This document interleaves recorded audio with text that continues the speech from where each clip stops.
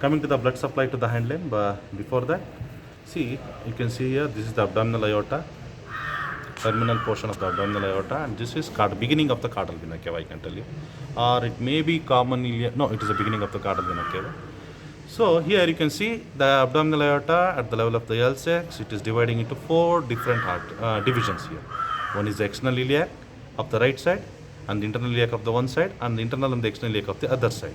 So this is what is called as quadrification of aorta.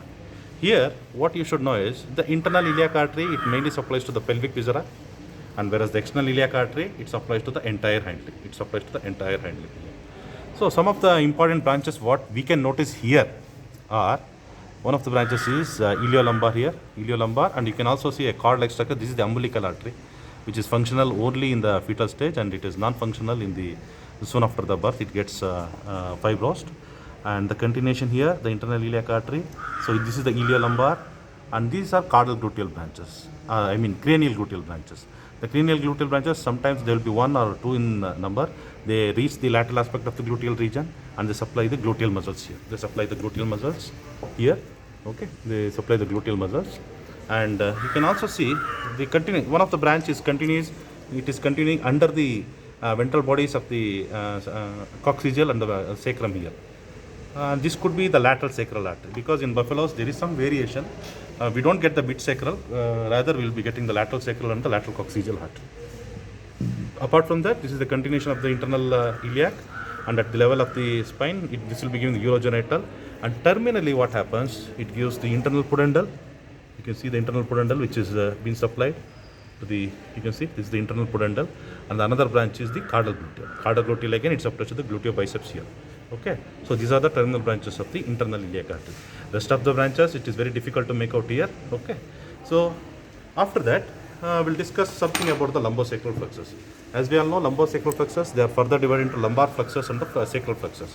In the lumbar plexus, the one of the nerve is L4, L5 and the L6. So L4 is lateral cutaneous femoral nerve. Lateral cutaneous femoral nerve, which will be accompanying the branch of the deep circumflex iliac artery. So this particular artery, it is a branch from this. Anyway, we have lost a connection here. Otherwise, you can see the tensor fasciolata on the medial aspect of the tensor fasciolata, along with the branch of the deep circumflex iliac artery, you will find a nerve. And this nerve is lateral lateral cutaneous femoral nerve, which is the L4. Okay, L4. Before that, we have L1, L2, and L3. L1 is ilio-hypogastric, L2 is ilio-inguinal, and L3 is genitofemoral. So, after that, the L5 is the femoral nerve.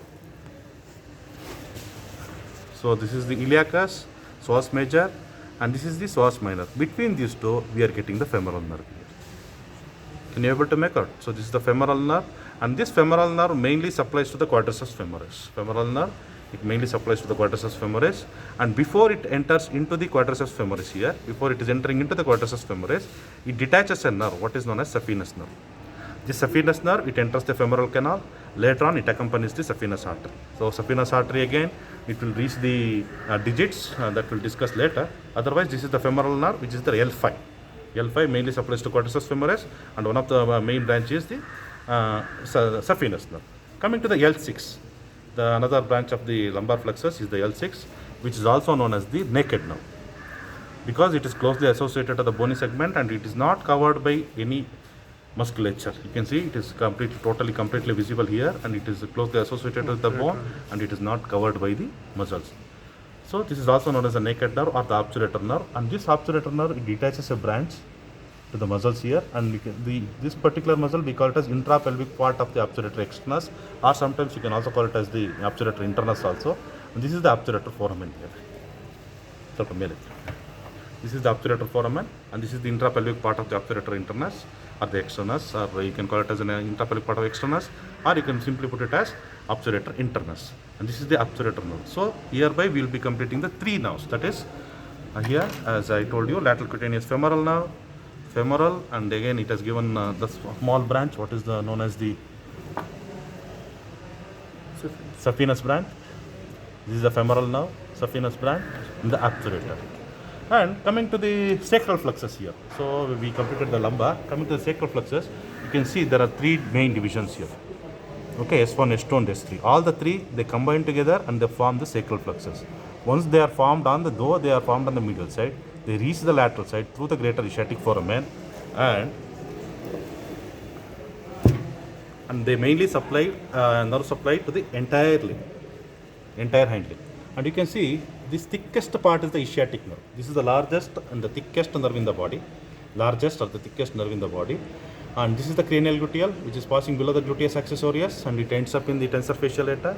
And this is the caudal gluteal again. This is the caudal gluteal, and the continuation is the ischiatic nerve. The continuation is the ischiatic nerve, which passes between the tuberosea, and the greater trochanter over the muscles. If you remember, the muscles are here, the deep gluteus, and then we have the gemellus, intrapelvic part of the obturator internus, or the tendon of obturator externus, you can also call it as. Next is the quadratus femoris here. So again, it passes in the canal which is formed by the gluteobiceps. Okay, see, you can see this is the gluteobiceps and the semimembranosus and the adductor here. So it passes in the canal formed by the adductor and the gluteobiceps and the semitendinosus. Later on, it divides into mainly two branches. That is the common peroneal followed by the tibial nerve. So common peroneal, as we discussed, this is a superficial division and the deep division. Deep division supplies to the muscles on the craniolateral aspect, whereas the superficial part, it reaches the digits. The deeper part also passes downwards, otherwise just to identify. Okay, so this is the tibial nerve, and this is the caudal cutaneous sural nerve here. Okay, this is the caudal cutaneous sural nerve, and we are getting the lateral cutaneous sural nerve also here, somewhere here.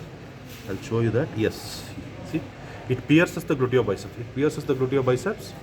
And it comes out. Okay, I think, yeah, this is lateral cutaneous sural nerve. Here we will be getting the caudal femoral, and this is caudal cutaneous sural nerve here,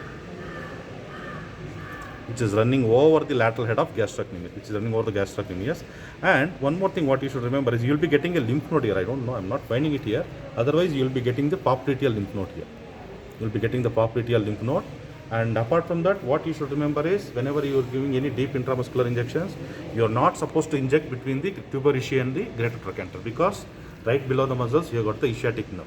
So you are likely to damage this particular nerve. So this is about the nerve supply. Coming to the blood supply to the hind limb,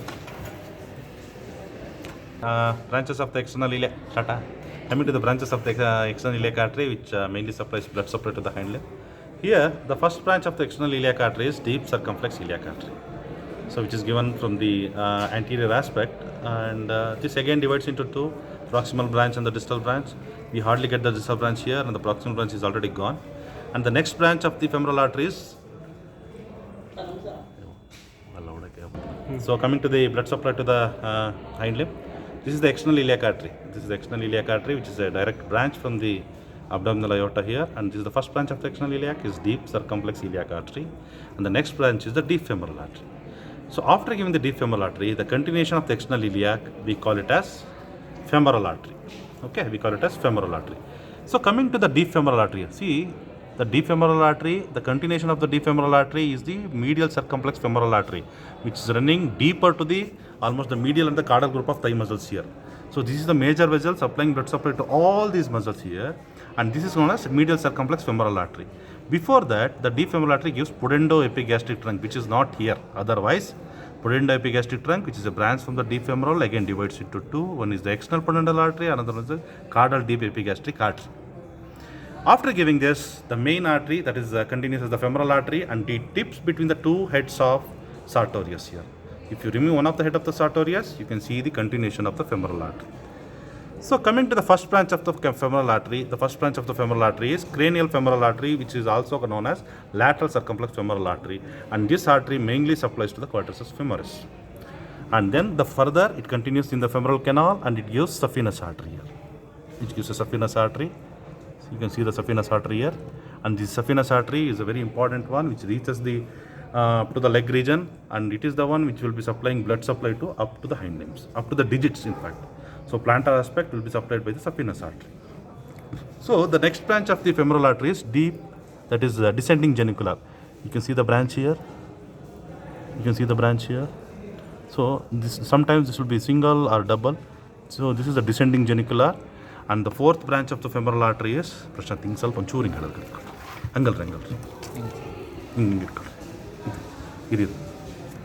The fourth branch is caudal femoral artery. See, this is caudal femoral, and even this is also caudal femoral.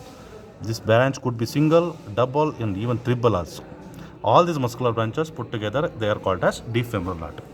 After giving the deep femoral artery, the continuation of the femoral artery, we call it as popliteal artery for a very short distance.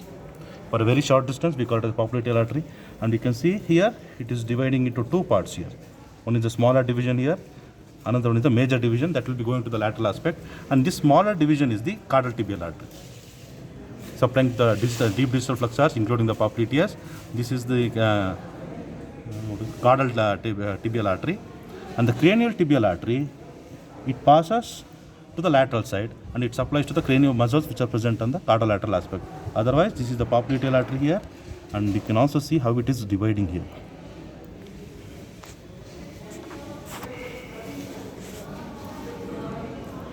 This small portion, we call it as the popliteal artery. It is dividing into caudal tibial, the major branch, and the smaller one is the cranial tibial.